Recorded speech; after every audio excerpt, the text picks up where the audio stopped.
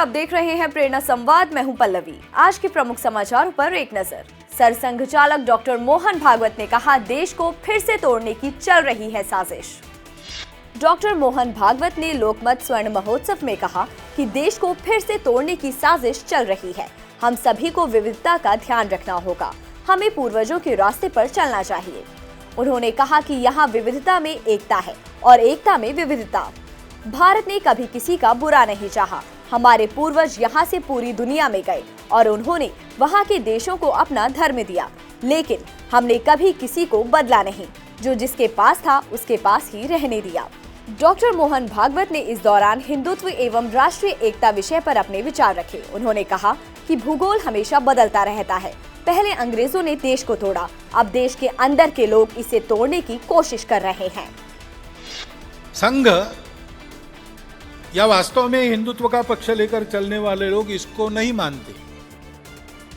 स्वयं सावरकर जी ने एक बार कहा है कि हिंदू राष्ट्र, हिंदू समाज संगठित, शस्त्र संपन्न और बल संपन्न जब हो जाएगा तो उसके बाद भी बात वो गीता की ही करेगा, दूसरे को समाप्त करने की नहीं करेगा। प्रधानमंत्री मोदी ने करोलबाग के रविदास विश्राम धाम मंदिर में टेका माथा, शबद कीर्तन में लिया भाग। देश भर में आज रविदास जयंती मनाई जा रही है। इस अवसर पर प्रधानमंत्री नरेंद्र मोदी करोलबाग स्थित श्री गुरु रविदास विश्राम धाम मंदिर पहुंचे। पीएम मोदी ने मंदिर में पूजा अर्चना कर माथा टेका। इससे पहले पीएम मोदी ने कहा कि संत रविदास ने जातिवाद और छुआछूत जैसी कुरीतियों को खत्म करने के लिए अपना जीवन समर्पित कर दिया। मेरी सरकार ने हर कदम और योजना में गुरु रविदास की भावना को आत्मसात किया है। वहीं यूपी के मुख्यमंत्री योगी आदित्यनाथ ने वाराणसी के संत रविदास मंदिर पहुंचकर माथा टेका और पूजा अर्चना की। इस दौरान उन्होंने साधु संतों से बात भी की और लंगर खाया। संत रविदास जी का जन्म माघ पूर्णिमा के दिन वाराणसी के पास सीर गोवर्धन गांव में हुआ था। संत रविदास 15वीं से 16वीं शताब्दी के दौरान भक्ति आंदोलन से जुड़े। उनके भजन गुरु ग्रंथ साहिब में सम्मिलित हैं। चुनावी सरगर्मी के बीच श्री राम एयरपोर्ट के रनवे का निर्माण शुरू।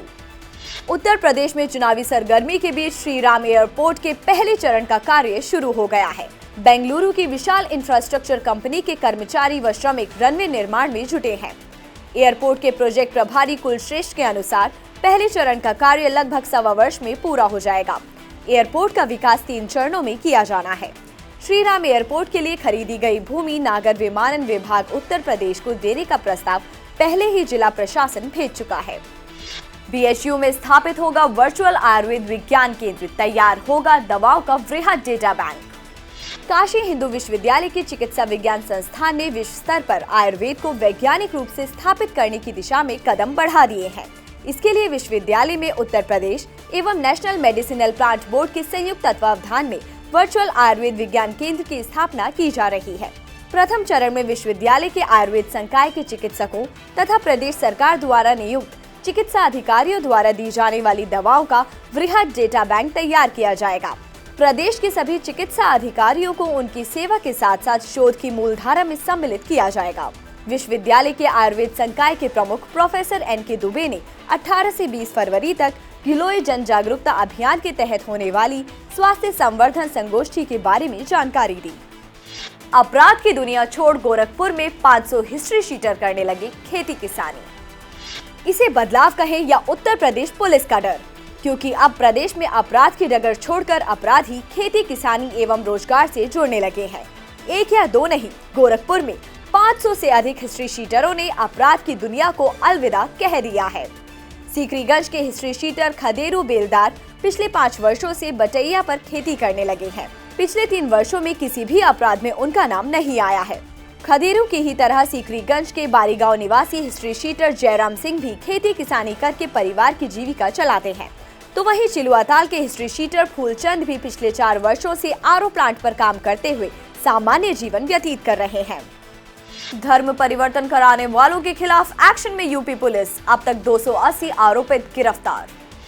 छल और बल से धर्म परिवर्तन और महिलाओं के उत्पीड़न के मामले में कानून ने शिकंजा कसना शुरू कर दिया है।